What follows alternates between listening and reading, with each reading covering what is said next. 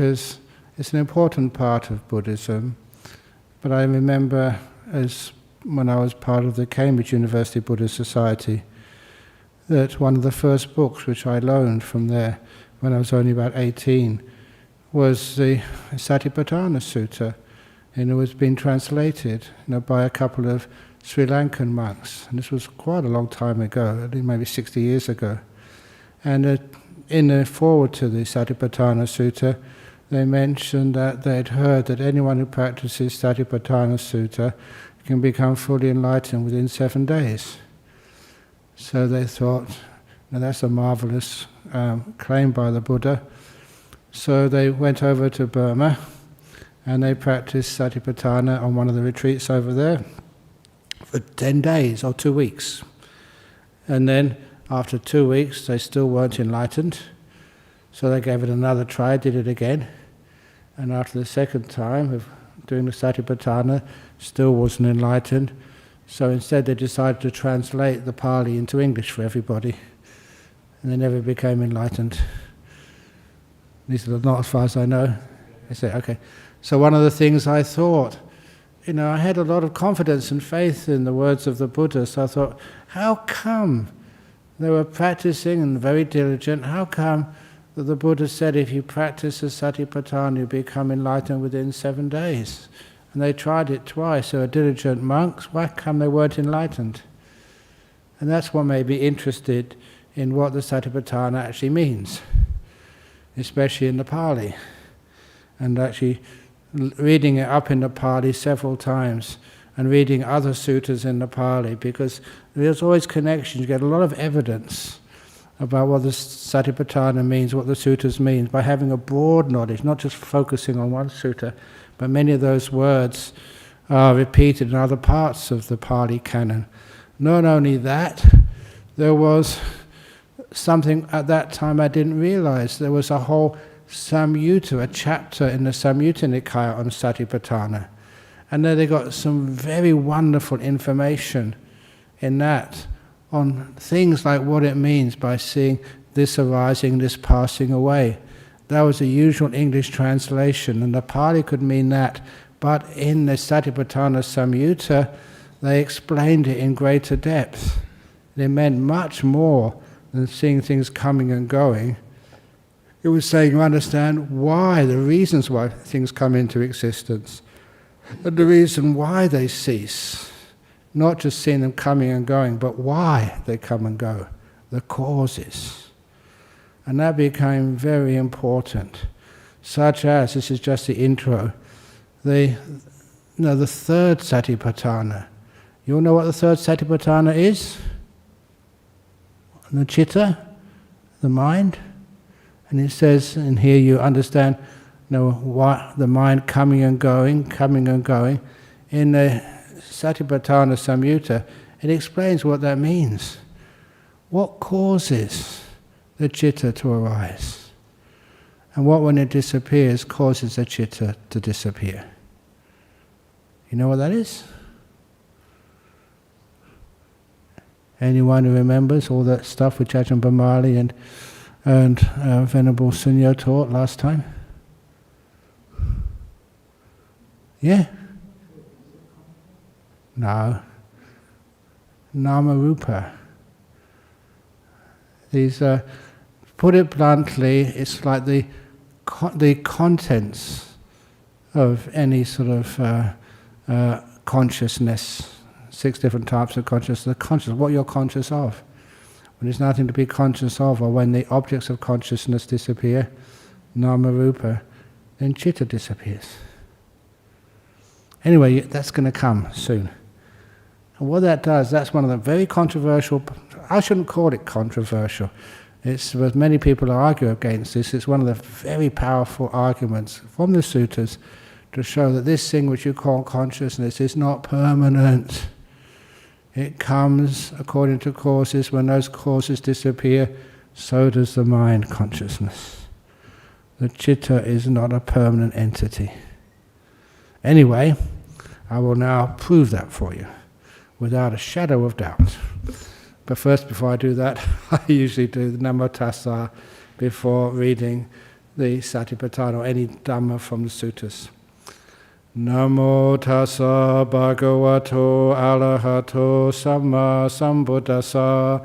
Namo tassa bhagavato arahato samma sambuddhassa. Namo tassa bhagavato arahato samma sambuddhassa. Buddhang dhammang sanghang namasami. So this is right mindfulness. Factor 7 of the Eightfold Path, and this is as far as I got last time. So it starts out, what now is Samma Sati, right mindfulness? And mostly we talk about the Satipatthana Sutta, which is what I'm going to do now, Majjhima Nikaya number 10. But there's some other interesting parts of the word Sati, mindfulness. They always say that someone who develops mindfulness, they develop a good memory as well. And that was almost a word which Sati had those two meanings. I don't know if you really can call them two meanings, but when you develop one, you develop the other. When you're aware, you tend to remember things. That's an interesting thing to keep in mind, because even when you're meditating, sometimes you get into some nice deep meditations and you think, my goodness, is this a real meditation, or are you just blanked out in some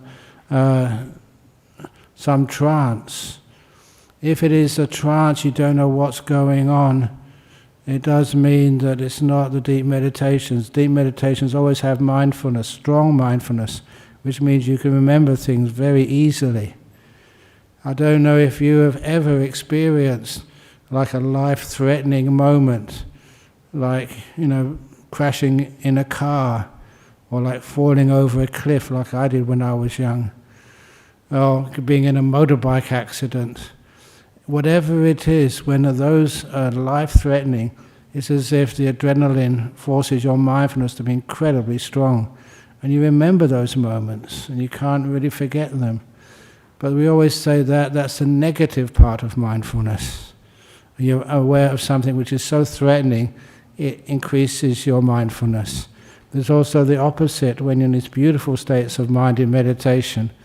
It is beautiful, it is not threatening at all, but still your mindfulness is increased enormously. And you can remember what you experienced so clearly for years afterwards. That's one of the factors of heightened mindfulness. You can recall them so well. So also, that when you're in deep meditation, please don't take notes. Don't think, I must remember this. Don't think, what does this mean? You review your meditation at the very end, once it's finished. And don't think, I might forget something. It was a very good meditation. You can recall it so easily. There's no other English word, but sometimes I say it's similar to being traumatized. If you experience some sort of trauma, you can't get it out of your head. But that's always negative. The positive traumas. It'd be great if you can find an English word for that. But anyway, that's what happens, and mindfulness becomes very strong. That's its other meaning. Anyway, in terms of the Eightfold Path, what is Samma Sati? The right mindfulness. And I think you've all heard me sometimes suggest different translations of these words, like samadhi, instead of calling it concentration, calling it stillness. Samma Sati, there's a beautiful translation, and you can't find any fault with it whatsoever. So, sadhu, sadhu, sadhu, I think to Professor Rice Davids, who coined that word. And now, of course, everybody knows what mindfulness is. So what is the right mindfulness according to the Buddha? The four focuses of mindfulness. This is the four satipatthanas. And straight away, usually many people call this the four foundations of mindfulness. And I always felt that that's not a really proper translation. Because what does it mean, the four satipatthanas? Many of you have heard that so many times, you practice it probably many times. It's what you're mindful of, where you put your mindfulness. there's many things you could be mindful of. You could be mindful of the cough I just made. You can be mindful of the hunger in your tummy if you haven't eaten yet. You can be mindful of the heat in the room or the cool of the room. But they say, no, this is not just any object of your mindfulness. It's the 4 proper focuses of mindfulness. It's one of the reasons why these days mindfulness is used in so many different areas, like teaching US Marines in battle how to shoot straight. That's not one of the 4 focuses of mindfulness. So this is actually noticing where you put that mindfulness. So the 4 focuses of mindfulness lead in one direction only, to the purification of beings, to going beyond sadness and crying, to the disappearance of physical and mental suffering, for the attainment of the true way, for the realization of Nibbana. And this lead in one direction only, in Pali is ekayana, and ekayana means like a single going. It's not a one path. That would be ekayana. This is ekayana. Okay, it's a pedantic point there, but it changes a lot of the meaning. And it's also, the word ekayana is only used in one other sutta in the Pali Canon, and that just happens to be the next sutta. They give a description of, I see a man, he's practicing in this way, and I know that he's going to end up in a lot of suffering, maybe even going to a lower realm after he dies. And how do you know that? It's like you know that path, and it's a path which has no left turn, no right turn, no U-turn, and in the forest it can only go in one direction. It can only go ekayana, in one direction. Keep on going there, it has to lead to the pit of hot coals. That's the Buddha's simile in the next sutta after the Satipatthana. So it's quite clear what that word means. It's not the only way. Who knows what the only way is? The Eightfold Path, yeah, of course. Satipatthana is essential, but so is all the other factors of the path. The 4 focuses of mindfulness lead in one direction only, to the purification of beings, to going beyond sadness and crying, disappearance of physical and mental suffering, and the whole lot of it. The attainment of the true way, for the realization of Nibbana. What are the 4? And hopefully that we got the same text as you got there. Instead of just, this and next and whatever, I numbered them, 1, 2, 3, 4. They don't number things in the suttas, but I thought that's a wonderful way of organizing it, so at least it gives people much more understanding, make it simpler.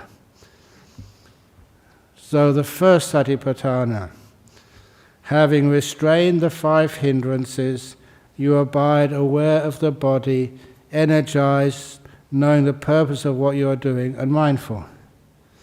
2. Having restrained the 5 hindrances, you abide aware of experience, Vedana, energized, knowing the purpose of what you are doing, and mindful. Having restrained the 5 hindrances, number 3, you abide aware of the mind, energized, knowing the purpose of what you are doing, and mindful.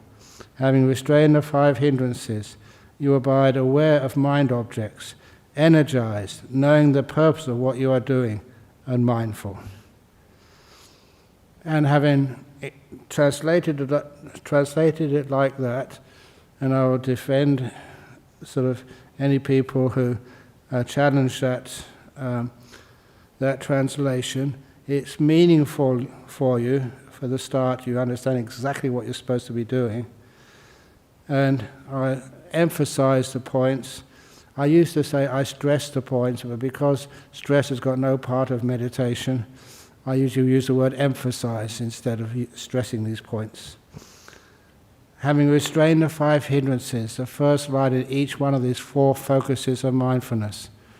The word is Vinaya Lokaya Bija Domanasang, usually translated as having restrained grief and covetousness for the world. Maybe because I was rebellious as a student, I thought, what does that mean? As a student, I didn't have much grief, even though, you know the story when my father died, I still didn't have any grief. And covetousness for the world. I was a young student, I didn't covet the world. Yeah, I wanted things, but not coveting them. That seemed to be a very meaningless translation.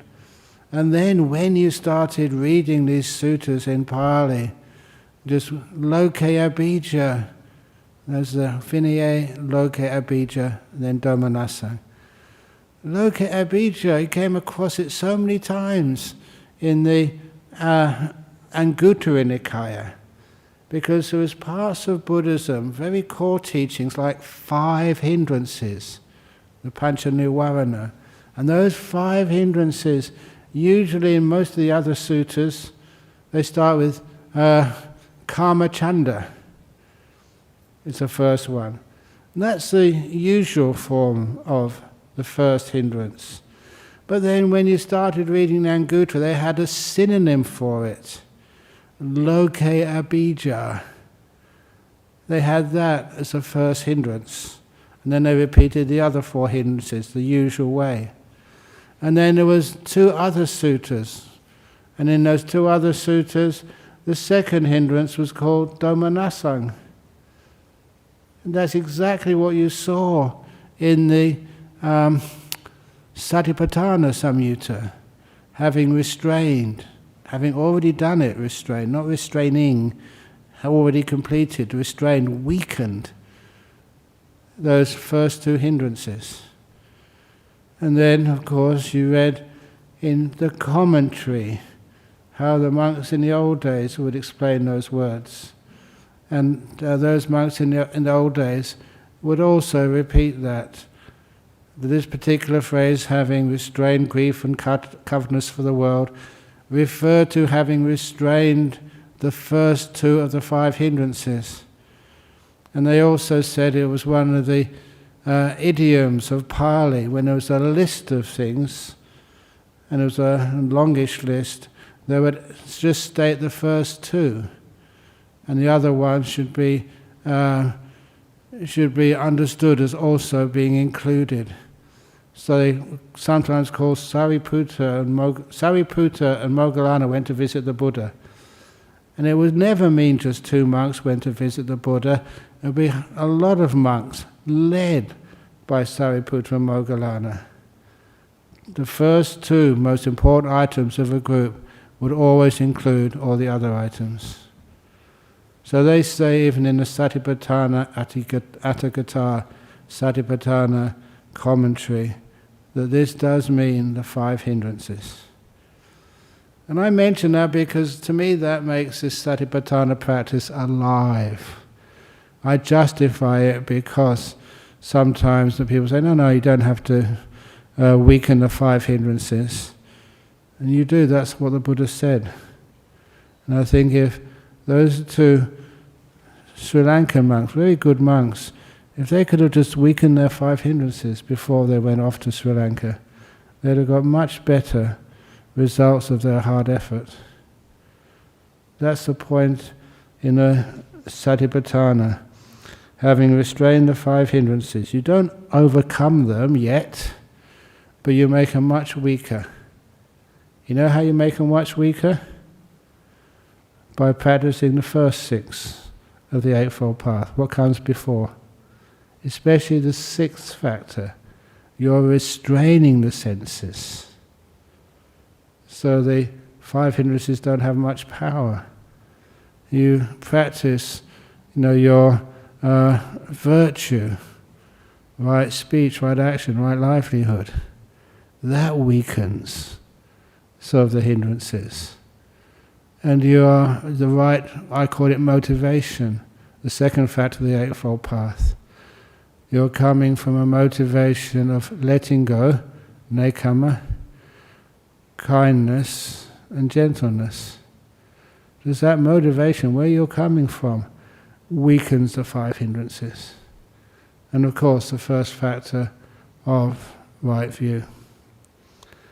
So this is almost like the 6 factors, the first 6 factors support the 7th factor of weakening the 5 hindrances. Then in each of the 4 focuses of mindfulness, you abide aware of the body, of experience, of citta, of mind objects, energized. In meditation, you're not zonking out. You may have to go through some sloth and torpor, sleepiness at first, but eventually, if you go on these retreats, you get so much energy, sometimes you can hardly sleep at all at night. So, you get energized, but not energy which is all over the place, which is wobbling all over the place, but this focused energy. So you can look at something and stay a long time on it. You've heard me do this demonstration before. What's this? What is it? Yeah, but keep on looking. What else is it? This is one of the problems with insight. You see something, you're told what you're expected to see, and you say, oh yeah, it's a stick. You think you got it right, you've finished. You've done your degree, you got the right answer. There isn't no right answer. You keep looking and looking and looking, and the longer you look, the more things you see. And you can get all sorts of different uses for this. The use which comes up right now, I've got an itchy back.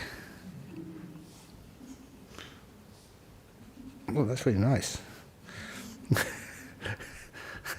I did have an itchy back, and it felt good scratching it with this. So you see different uses of something. That's called insight. So you abide aware of the body, energized, knowing the purpose of what you're doing. The purpose of looking at this is not just to find something to scratch your back with. The purpose of these 4 satipatthanas should be very clear. Is actually to see, to see the not me, not mine, not a self, in particular, that all these things, they are caused. When those causes are removed, then the effect is removed. And all these things, that when they are there, they may sort of grab you as being attractive, but the deeper you look at them, the more you see this is like just suffering, just wrapped up in a beautiful parcel. It's not me, not mine, and dukkha. That's the purpose of the Satipatthana, to see the truth. So, having restrained the 5 hindrances, you abide aware of the body, energized, knowing the purpose of what you are doing, and mindful. Having restrained the 5 hindrances, you abide aware of experience, Vedana. Energized, knowing the purpose of what you are doing, and mindful. Having restrained the 5 hindrances, you abide aware of the mind, energized, knowing the purpose of what you are doing, and mindful. Having restrained the 5 hindrances, you abide aware of mind objects, energized, knowing the purpose of what you are doing, and mindful. That's a summary which applies to every one of the 4 satipatthanas. So, questions, comments? It's really important doing the Satipatthana. It's not just lecturing you. It's not like going to school and being told what to believe. It just wants you to question, if you wish. To ask, why did you translate it this way? Is this the only way to translate? Any questions? Yes, thank you, sir.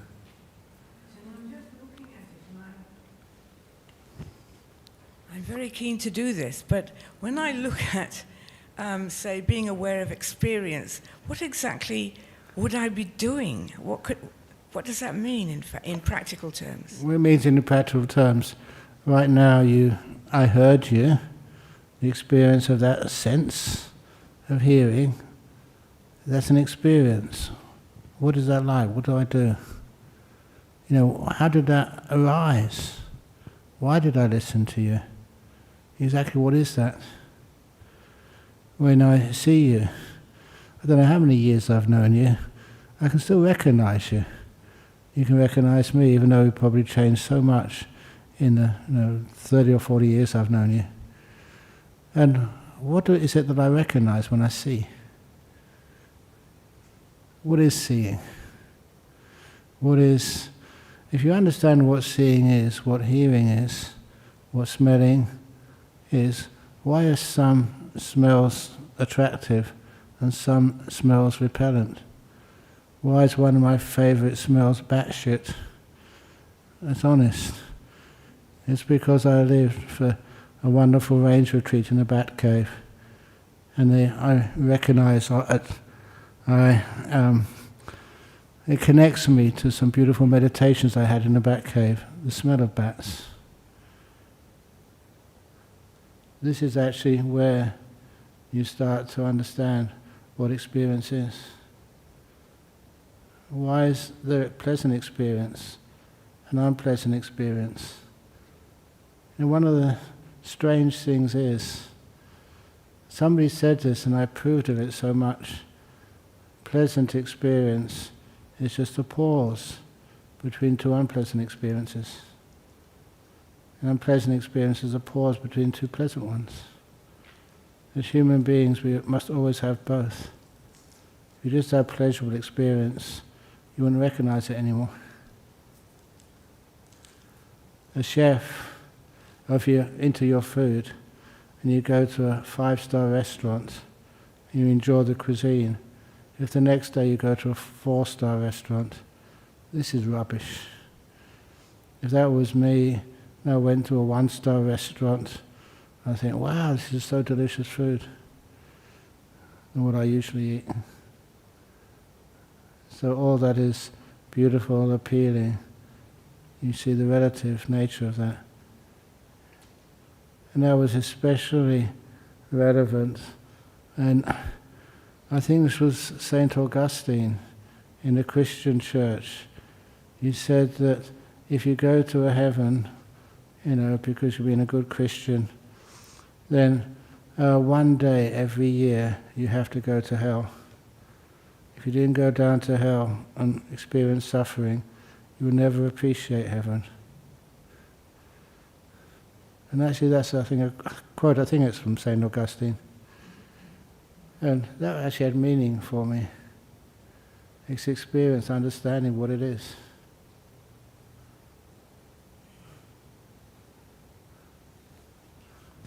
Thank you. Ajahn, could you please give an example of how not me, not mine applies to, how do you apply it to the understanding of 5 hindrances? For example, Yeah, please. I don't know how you feel today. I've still got lots of jet lag and been working way too hard. And I think, wouldn't it be wonderful just to be able to flip a switch somewhere and have all the usual energy back again. But I can't do that. This is not me, not mine. I love the idea of not mine. It means you're out of control. It'd be wonderful, when you were sick the other day and in hospital, wonderful to say, I'm not going to get sick today. Can you do that? No. You can ameliorate the sickness, Yep. but you can't stop it. It's out of your control. Sure. That's a lovely thing to do, because when you realize it's out of control, you have to let go. You do let go. It's not mine. I see. Yes, get it. Sue wants to say something more. Come on. Thank you, Ajahn. Yeah. Thank you.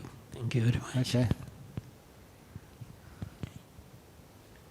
So I'm contemplating how to abide, being aware of experience. So would you actually sort of do some exercises like you're describing first and then go into your meditation and try to maintain that feeling? I suppose that experience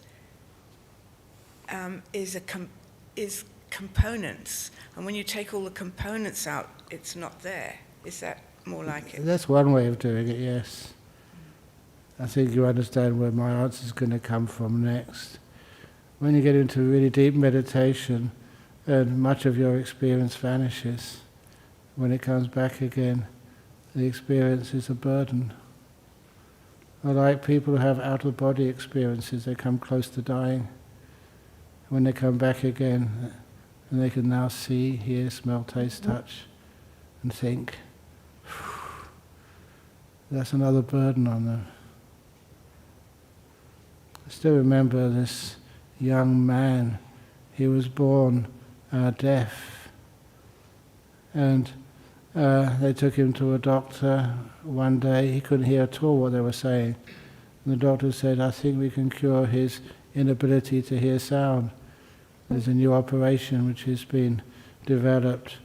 So can we allow your son to have this operation? And the parents quite understandably said, yes, why not? It wouldn't cost them anything. And there was a pretty good chance that he could hear again. They gave him that operation, and now he could hear. And he got very angry at them. Why didn't you ask me, first of all, whether I wanted to hear? He had born without the ability to hear sound. He knew what it was like to not have to hear sound. And he preferred that to hearing sound. That was his own experience. You kind of assume that having the experience of sound will be a pleasant thing. And he said, no, you don't know the difference.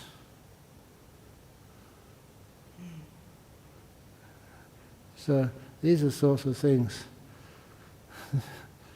Okay, look, I'm a monk, okay, so you may not agree with me, but the most pleasant times I live is just when you get into a deep meditation and I can't hear anything or see anything or feel anything in my whole body. It's gorgeous when most of experience has vanished.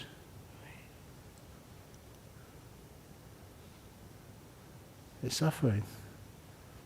But people often think, oh no, experience isn't suffering, just, hearing monks say these stupid things, that's suffering. Or hearing people just, do stupid statements on the TV, that's suffering. But when the whole lot vanishes, you feel like the whole lot is very heavy.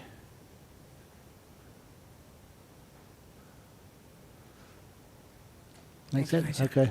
Anyway, that's my answer. Any questions over here? Yes, go on.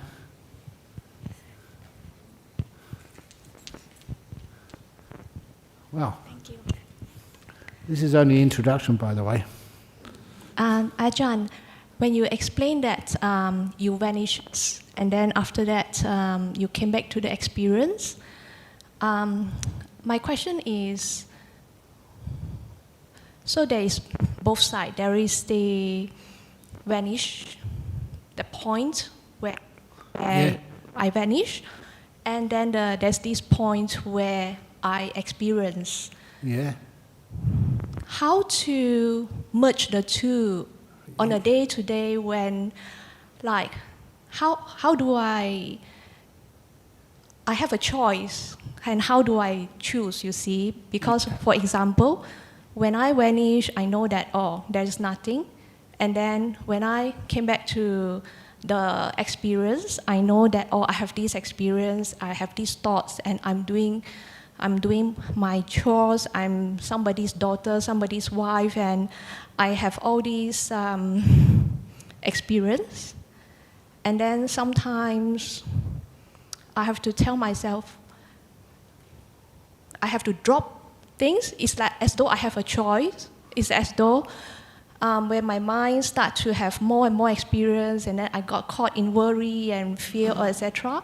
Then I told myself, okay, go back to the point where I exist less, less thoughts, and then I get back closer to the point where I vanish. But then sometimes I have to bring myself back because I still live in this world. I still have to function every day, and I still have to work. I still have to cook and do housework, and then, like, in a way, when I see my friends or my family members, like last time, I will carry them in my head all the time. Yeah. Okay. Because I have to keep the question short. Yeah. And so the answer is you don't have choice. It appears you have choice. You'll be conditioned I often make a joke about this, but it's true. You get brainwashed by the people around you, the people who brought you up, by the people you listen to. And after a while you get this beautiful brainwashing. Just let it happen. Don't be afraid. Don't be excited. Want less. So eventually you don't want anything. And you do your duties, to your husband and your family and your work out of kindness, not out of sense of self. So that'll be the solution. That's actually how it happens. But that's a personal question, because you asked me half of that a couple of nights ago, Friday night.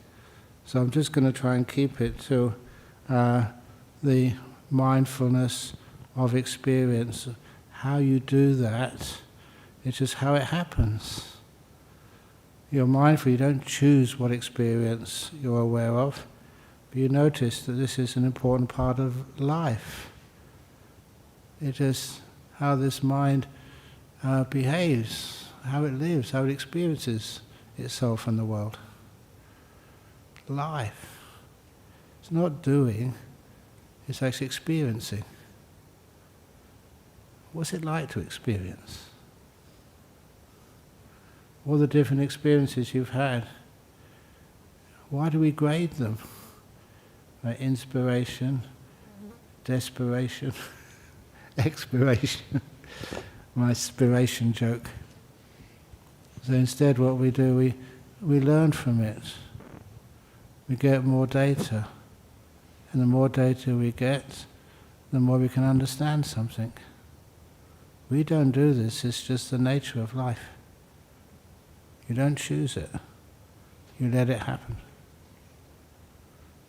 Anyway, oops, one of these questions disappeared. Supposing I am feeling irritated and I usually react to it by saying something, I would like to have Sati remember to just shut up. Any tips on this, please, Ajahn? What you can do is what we call programming mindfulness. It's basically conditioning yourself. So when you're away from the irritation, when it's not there for you, that's when you remember to tell yourself, when this happens, I will not be irritated. When this happens, I will not be irritated. When this happens, I will not be irritated. Not those precise words, something which is more close to the experience of irritation. So you prepare yourself. It's like putting an antivirus in your mind. When somebody talks to me like this, well, look, it's so often husbands and wives. Often you can tell how long people have been married by how they talk to one another. I think that was from Agatha Christie said that. And if you're a bit embarrassed, why do I talk to someone I love in that tone? Why am I always so critical? Why can't I be more kind to the people I love? And they still really love each other. Why? How can I solve that problem? So you tell yourself, when I meet my husband, I will not talk like that. When I meet my husband, I will not talk like that. When I meet my husband, I will not talk like that. Or in your own words. You're actually conditioning yourself, brainwashing yourself, if you wish. And you find it's amazing, it happens. If you want to find an easy exercise to show how powerful this is, I don't know what time you have to wake up in the morning, maybe many of you to go to work. Say you have to wake up at 7 a.m. tomorrow morning. Set your alarm clock for 7:05. And when you go to bed tonight, you tuck yourself in, and then you say, I will wake up at 7 a.m. I will wake up at 7 a.m. I will wake up at 7 a.m. You feel safe because your alarm clock will go off at 5 past anyway. And it's amazing just how you wake up and it's 1 or 2 minutes either side of 7 a.m. The alarm hasn't gone off yet. You wake up when you've told your mind to wake up. It remembers and it does it. First time I did that, I was quite shocked how effective and reliable it was. So you may try that. And it gives you confidence in what we mean by programming your mind. Anyway, I forget where the other question is. So, when you feel safe, there's an old Chinese saying, to love the tiger at a distance. Now, what does that mean? How can you love something at a distance? When the tiger, that could mean your husband, your mother, your boss at work, whoever that tiger happens to be. When they're at a distance, that's when you think about them. And then you express your love and kindness and gratitude and concern for them at a distance. So when you actually come close to them, the old habits are suppressed or surpassed by these new habits you've programmed into yourself.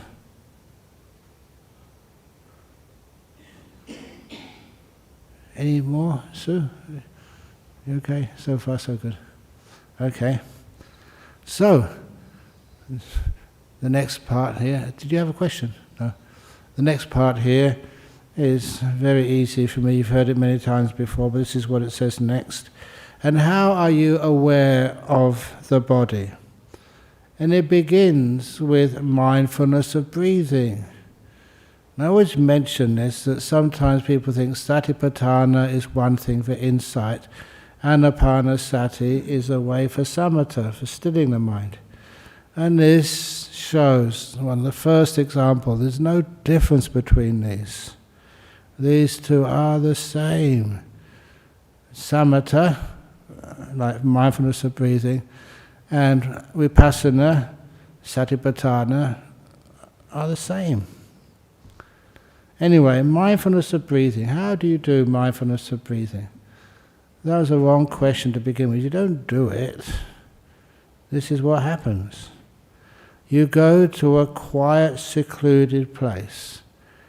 Is this hall in Nolamara quiet and secluded? Right in the middle of a suburb.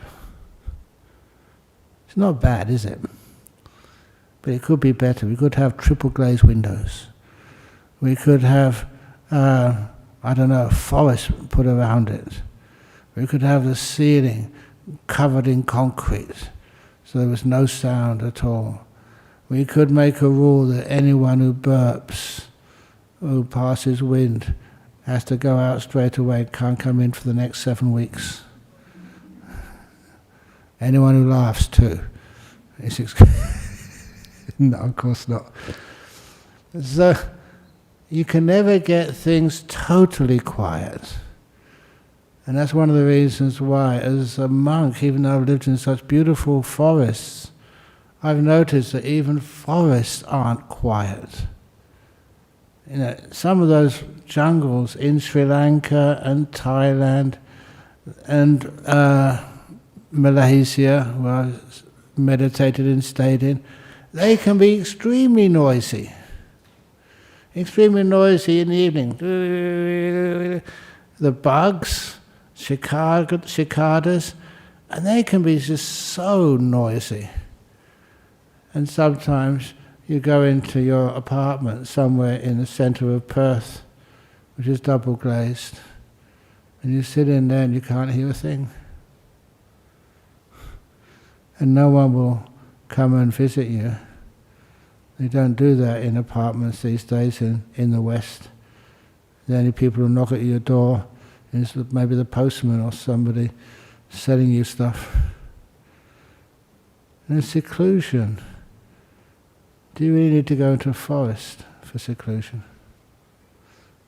Anyway, so we try and find a reasonably quiet place, reasonable seclusion.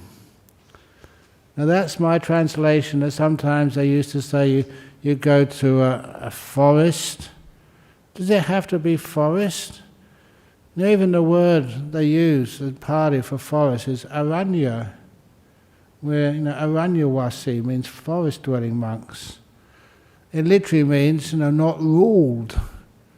In other words, beyond the reach of government. Wilderness. The word wilderness is a much better translation of aranya. So if you think of our tradition, the forest tradition, we should really change that to the wilderness tradition. Not just have to have trees to be in that tradition, but wilderness, seclusion, quiet, away from things. So in a desert we'll qualify as aranya. There's not a tree around, but it's quiet. In a cave, in mountains, that's aranya. It's far away, remote. A quiet, secluded place, sit down comfortably. In that sutta it said you sit down cross-legged, palanka, with your back straight, and then you meditate. And this is just teaching for so many years. So some people just can't sit on the floor. If I asked all of you, get rid of those chairs, sit on the floor and don't move, you'd have no peace in your body at all, and you will never come back again. Sometimes people need nice chairs. So instead of sitting on the floor, straight back if you can, but sometimes you like to lean back, it's more comfortable for you. So what's most important is the comfort when you're sitting. Not that comfortable you fall asleep. There are two types of comfort. I'm not asking you to come and bring your lazy boy chair, or a lazy girl chair, or lazy LGBTQIAE plus chair. Just have a chair to sit down on. But sit down on, you can't really fall asleep, but you can be comfortable. That's the purpose. You go to a quiet, secluded place, sit down comfortably, and this is mindfulness of breathing, and give priority to establishing mindfulness. And that is an accurate translation. They call it parimukha, the mindfulness. Parimukha means, you can say, establishing mindfulness in front of you. But that also rose so many questions. What does it mean, in front of who? Where? It's not watching the tip of your nose. That's not where I live, behind my nose. That's not where I identify myself living all the time. So, where do you live? If I ask you to point to you, where you think you are, most people say in the head somewhere. So, if you look at it that way, the word establishing mindfulness in front of you means have it in front of your forehead somewhere, which is not right. You won't get anywhere that way. The word in front does not mean physically in front. It means the first on your list, to give it priority. Make it the number one thing, mindfulness first of all.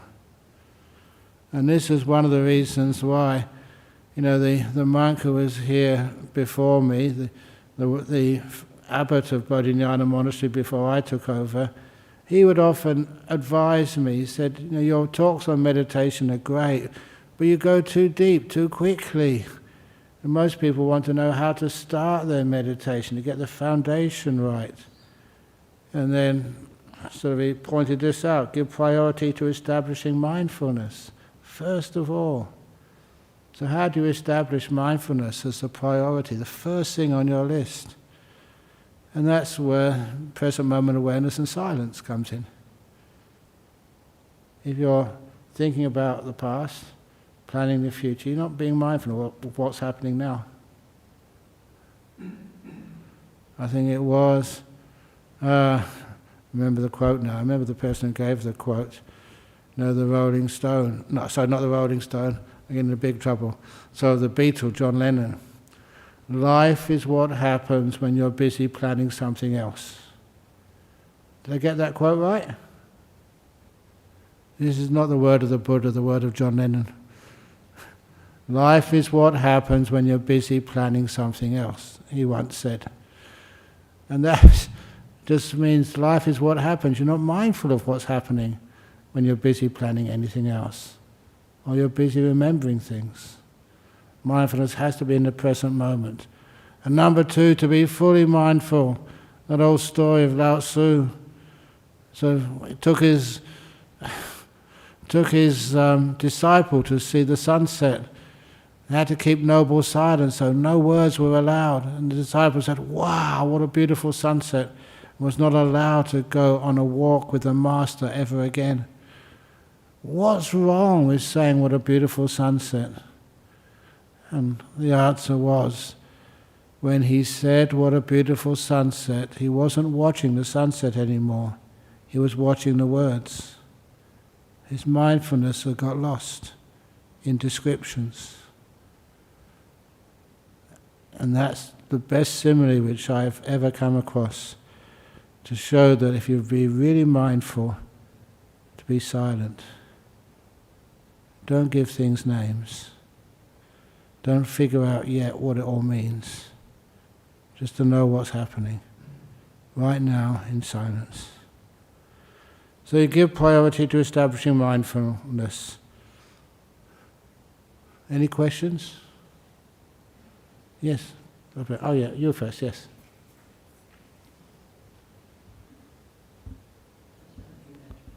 Sentence under mindfulness of breathing says, you go to a quiet, secluded place, sit down comfortably and give priority to establishing mindfulness.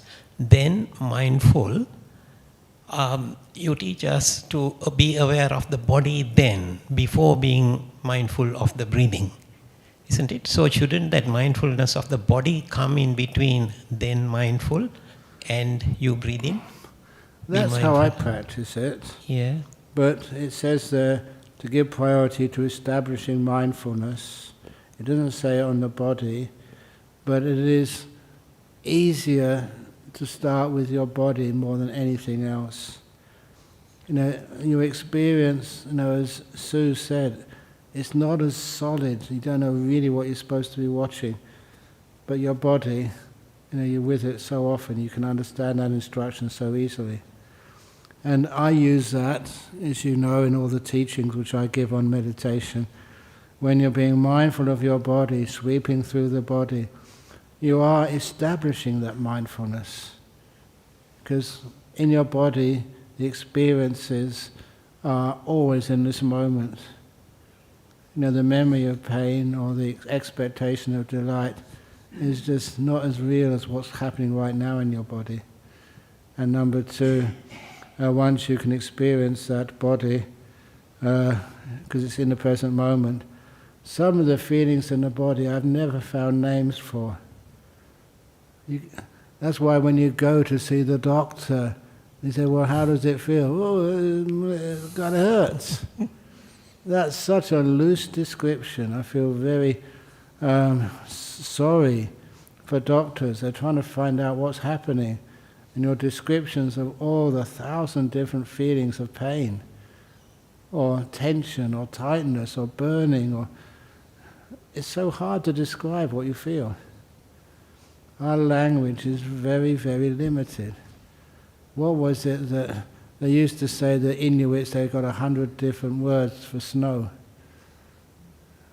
Was it 100 or 200? I don't know. They say that's because they live in snow and they develop the language to understand it. All I know about snow is it's cold. So they say the language which we have to describe things is so, so limited. But we can still know it. That's why as the mindfulness really starts to get strong in silence and we're not deceived by the words and descriptions. Yes, but to know the body fully, you need to close your eyes and then turn your mindfulness into your body as well, isn't it? Yes, certainly, yes. Yes. So but knowing the body fully, we don't know the whole body fully. First of all, we know parts of it. Yeah, whatever. And then from that, you can. You can understand. You can make the. What's the word in logic? It works on one thing, and you can apply it to almost everything. Inference. Yeah. That's what you do in science. You don't test every bit of water in the tanks at Jhana Grove.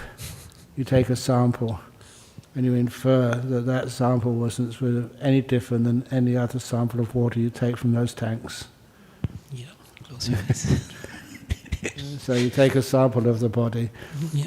in your meditation, Sure. and you can infer that that's pretty much the same as every other body. Yes. Thank you, Ajahn. Thank you very much. Okay. Please excuse me, I don't get far in these talks, but I find it interesting. Do you find it okay, or am I going too slow? If I'm going too slow, you don't have to come next week. Or in 2 weeks. So, then you mindfully breathe in, mindfully you breathe out. So you're aware of the breathing. Then, and please have a look at how I write this, how I translate this. It's keeping the meaning of the original, but I never like to translate word by word. It's like phrase by phrase, sentence by sentence. When the in-breath and out-breath are long, you are aware that they are long. The original says, breathing in a long breath, you know it's a long breath. Breathing out a long in-out breath, you know it's a long out-breath. Breathing in a short in-breath, you know it's a short in-breath. Breathing out a short out-breath, you know it's a short out-breath. It gets so complicated that anyone who is trying to describe this to someone to get the meaning across has too many words. So saying, when the in-breath and out-breath are long, you are aware they are long. When the in-breath and out-breath are short, you are aware that they are short. And it doesn't mean you have to do stage 1 and then stage 2. One of the other things which really confused me when I first read this as a student, what do you mean by a long in-breath? Or a short, how short does it have to be a short in-breath? It has to be,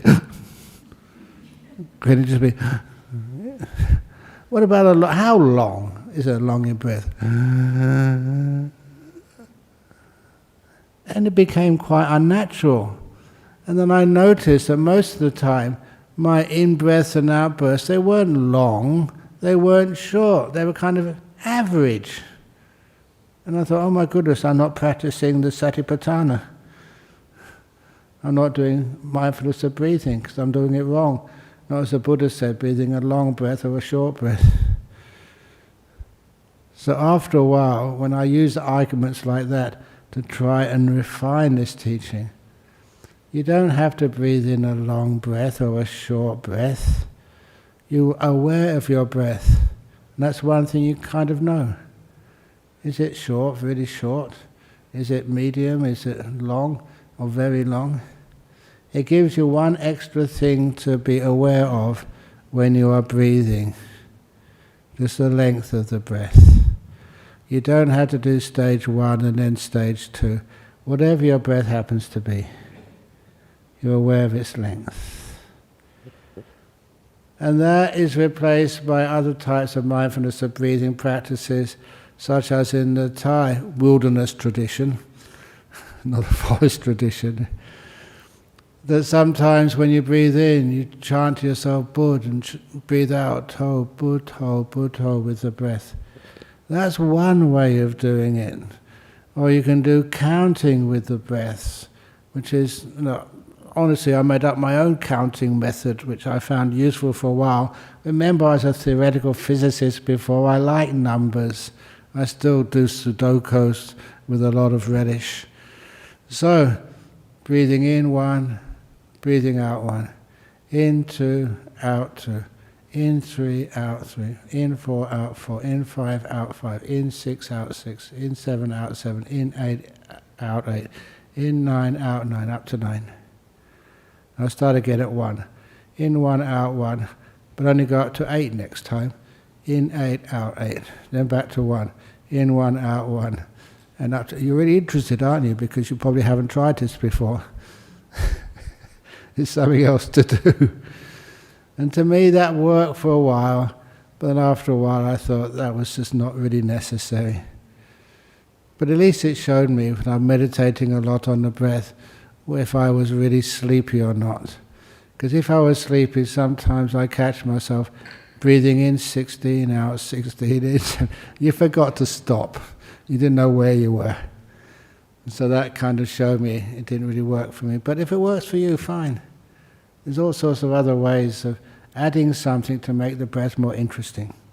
But anyway, you do the in-breath, out-breath, and then you learn to experience the whole of the breath as you breathe in and out. I'm translating the sentences. Some people translate, and it's a word-for-word translation. You breathe in and out, experiencing the whole body as you breathe in and out. Sabakaya, the whole body. And to me, the word pali, when it says the whole, it does actually really mean everything in the body. So the literal translation of that, you'll be able to breathe in and out, knowing your big toe on your left foot and the little toe, and just your right ear and your left ear, and know. It's impossible to know everything. Perception can't do that. Perception can only know the most important parts. So it actually does literally mean the whole of the breath. And the Buddha says in a moment that the breath is regarded as part of the body, as a body in itself. You learn to experience the whole of the breath as you breathe in and out. And number 4, you learn to calm the breath as you breathe in and out. The kaya sankara, the body formation of the breath. Sometimes that's a Pali word which you just pass over, but it has an important meaning when we get to the next 4 of the mindfulness of breathing, Satipatthana. What you're doing here is you see the whole of the physical feeling of breathing. In the next 4, you experience the mental formation of the breath. And it has a totally important point to make about breath meditation. You have 6 senses. You can experience in the breath through the feeling, the sensation of touch. You can also know it through the sensation of knowing. Chitta Sankara, and that comes up next. You'll hear me say more about that the next time. Just as a skilled painter is aware whether I'm making a long brush stroke or a short brush stroke, so too when the in-breath is long, you are aware that it is long or short. The original simile, just as when you are turning a lathe to carve something. How many of you have used a manual lathe, not an automatic electric lathe? You have, well done. I did that over in Thailand, making stuff with a manual lathe. You can understand that simile. But if you've never used one, the simile doesn't really make much sense. So I changed the simile to painter. You've all done some painting, so you know what's a long stroke or a short stroke. And so that's the simile used by the Buddha. And in this way you are aware of your own body, or you are aware that the bodies of others are the same nature as yours, or you abide aware of the nature of both your own and others' bodies. So again, this is the inference. You can understand your own body, that's your main experiment, and as your body is, so all other bodies. If you're a Buddha or just a bus driver, it doesn't matter. It just means the bodies are the same. They've got differences, but essentially the same. Or else you abide aware. This is most important. This is why we do this. You are aware of what causes the arising of the body. And it's the 4 nutriments. You abide aware the body will cease when the 4 nutriments cease. Or you contemplate the body's causal nature of both arising and ceasing. What are the 4 nutriments? This is the cause of a body. Go on. Yeah? Food? Contact, yes. I'm not sure, maybe shorter. I'm not sure. Okay, no. Run out. The other one is will Oh, yeah. and consciousness. These actually make the body viable. The one I like of those four is the third one, will. If you lose the will to live, you die. And that's really quite an amazing thing, that sometimes that people, the doctors can't find any reason for their death, but they've actually basically lost the will to live. And even the Buddha said that that's a nutriment without which the body can't survive.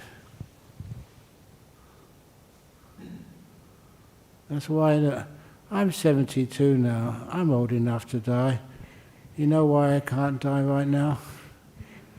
Because you won't let me. That's not a joke. That's very serious. Anyway, or you abide contemplating the body's causal nature, both arising and ceasing. Or else mindfulness that it is just a body, impermanent, suffering, not me, not mine, and not a permanent essence, is established in you to the extent necessary for mindfulness and wisdom, essential for liberation. Your body, I don't know how long you've been in your body, but it's just a body, and it's not going to be, there forever for you. It's not who you are. You're not Russian or Ukrainian or Malaysian or Polish or English. That's just a body. That's just a vehicle which you're in for this lifetime. Just because you drive a Porsche doesn't mean you are a Porsche. Or you drive an old battered combi wagon doesn't mean that's who you are. That's just a vehicle you happen to be driving. And so because of that, you realize the body is pretty much the same. It's not me, not mine, not a permanent essence. It's impermanent suffering, that's all. And you abide independent, not clinging to anything in the world, certainly not your body. This is one way. It's not the only way. The one way that you are mindful of the body. The other ways come soon. But I have gone on. Are we supposed to finish at 4 or 4:15 or 4:30? What's the usual time to finish? 5? 4? Whenever you decide. Okay, well, no, I think that's a nice place to stop because that's just the first part of the Satipatthana and up to the just the first mindfulness of the body example. There's many more to come. So any questions or comments? And then questions and comments are more important than what I say. Yes, Sue? Just the second nutriment, is that contact? Yeah. That's right, yes. Basically, you do need some sense activity. And that's caused by the contact. That's one of the reasons why, when you were in physiotherapy before, I don't know how many times you've been with somebody in a coma in hospital, or they're not speaking to anybody. Are they dead? Are they alive? If you want them to carry on living, talk to them. Give them some sensory contact. Touch their hands, stroke them. They may not be responding at first, but if you refuse and stop stroking them or talking to them and giving some some contact for their senses, then of course they will pass away. But it's amazing, you keep on just stimulating them. I said this the other day, that this one guy, his last words before he died, he was from Lancashire, this man, and he was in a hospital, in the hospice, he was dying, and I was with him, with his family, and I think he was going to die any time, and it went on and on and on. Thought he was going to die, but then he didn't. And then, of course, I was there, and it was close to 12 o'clock, the cut-off point for my lunch. And they knew about monks, and so we better get you some lunch. So they just got the nearest takeaway. I couldn't actually say what I wanted. And so it included chips, French fried potatoes. And so the daughter said to her dad, "Dad, do you want a chip?" And that was her father's last words. "Yes, I want a chip." And then he passed away. They were surprised that he even opened his mouth and spoke. He hadn't shown any signs of awareness for such a long time. So, if you see Ajahn Brahmali and he's not saying anything, he's in a coma, just ask him, "Do you want some salmon?" If you invite him for a chip, he'll probably just die. You can understand what's going on there. You sort of contact something which you like. Or like in elderly people, just playing the music which they were used to when they were growing up. That's powerful. It's a contact which gets their mind the food which is necessary for them to be alive. Yes? In the first section, it mentions about the body of breath. So, Oh, yeah. So it is like similar to the body of water. Yeah. But then it talks about connecting your body and understanding other bodies also function like that. Yes. But so does it jump from the breath to the physical body? Yes, it's just, especially the part of the body called the breath. Your breath and my breath are basically the same nature. It's not just actual bodies. You can infer from that. The way we breathe. Not all bodies actually breathe the same, because sometimes people just breathe through the mouth, or maybe they may have a little tube in their throat to be able to pass air, breathe from, because they may have blockages in their mouth or in their nasal passages. But it's basically the same. Air going in, air going out.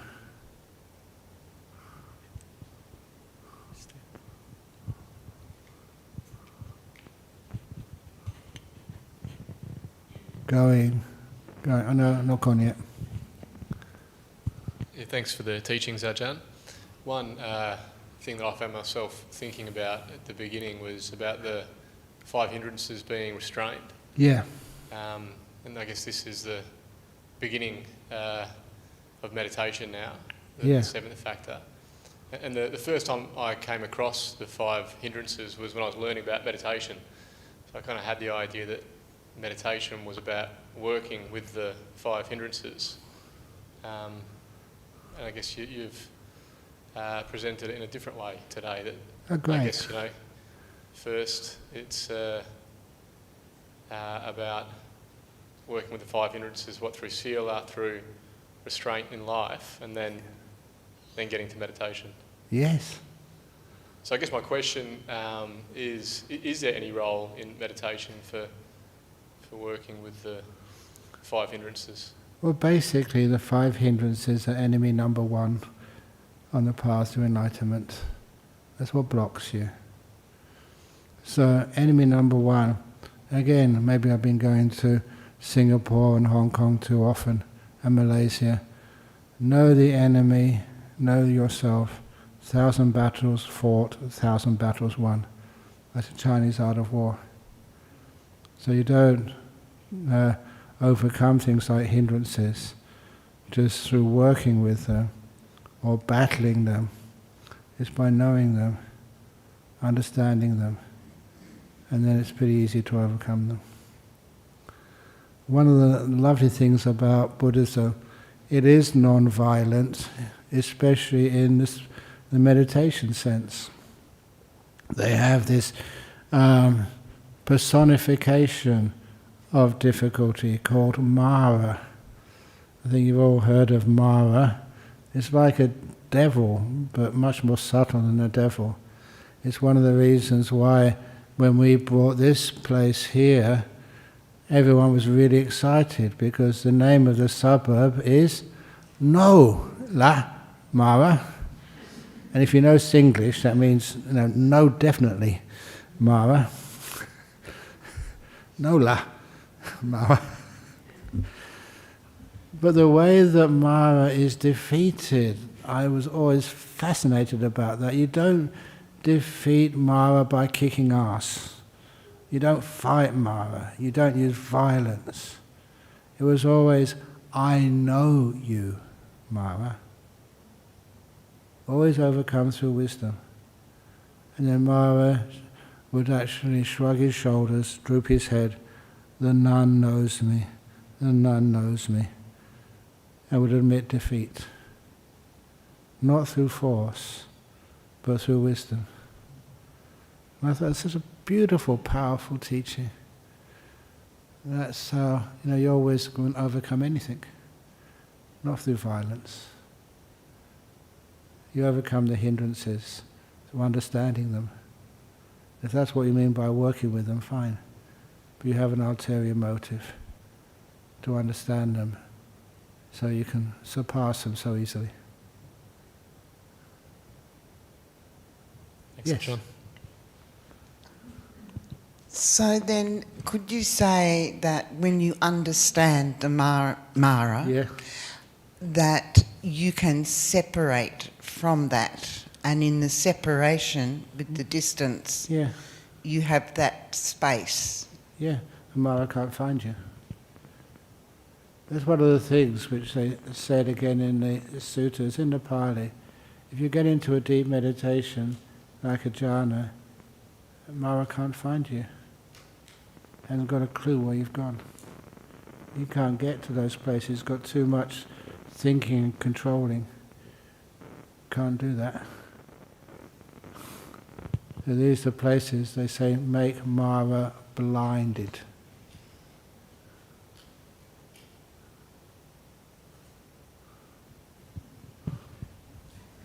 Okay. I've got a question here. Okay. This will be the last question because it is, I can see my ride back to monastery is ready. Why does it change from aware of to learns? And can the Kaya Sankara go from complexity to simplicity in jhana? What to make of lights observing sensations in the body? Why does it change from aware to learn? I've got to check where it says that. Okay, you learn to experience the whole of the breath as you breathe in and out. That's the mindfulness of breathing. And you're aware that they are long, you're aware that they are short. And you don't, to calm the breath, it is not just an awareness, it's an understanding of how the breath becomes calm. You can't just say, breath, become calm. Breath, don't just breathe in so much that when you are breathing in and out, you're aware that they are short, then you learn to experience the whole of the breath. How does that work? How do you do that? A lot of time it's a natural. The awareness builds up. There's less. This is the simile I usually give to the whole awareness of the breath. This is simile of the breath, the beginning of an in-breath all the way to the end of an in-breath, beginning of an out-breath all the way to the end of the out-breath. I wasn't aware of the whole movement of my finger. Now I'm aware every moment. From moving in, it pauses, aware as it moves out. How do you do that? It's not through willpower, it's by seeing the joy in the breathing. You don't want to take your eyes off it. I remember as a young man when I was attracted to girls, you'd see a girl walking down, one you liked, and you couldn't take your eyes off her. Why? Because you see the beauty in that. And I use that simile to see the beauty in the breath. Breath starting out. Can't take my eyes off my breath. See it going the other way. It's not willpower. It is wisdom power. And adding that kindfulness which makes things like the breath so peaceful and so beautiful. And I love that beauty and that peace. It's so attractive. That's why it's easy.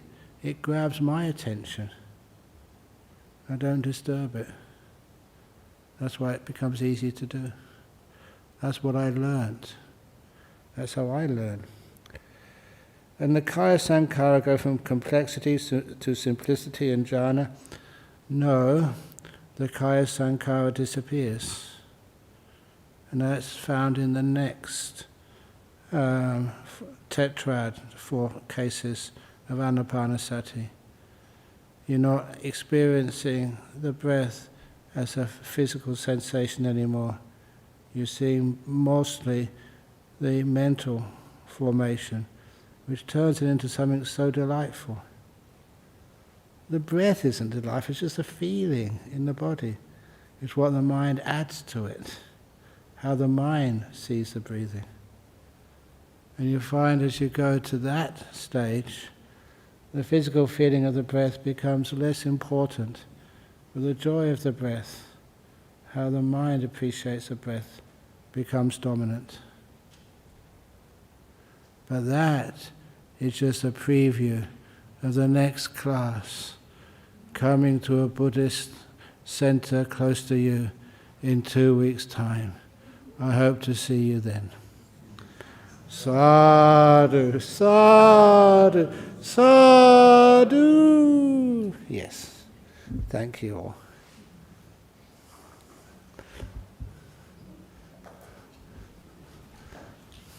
Oops. Okay. Okay. You can bow if you wish and to leave. You don't have to wait for me, because I've got these things I've got to all close up before I can go.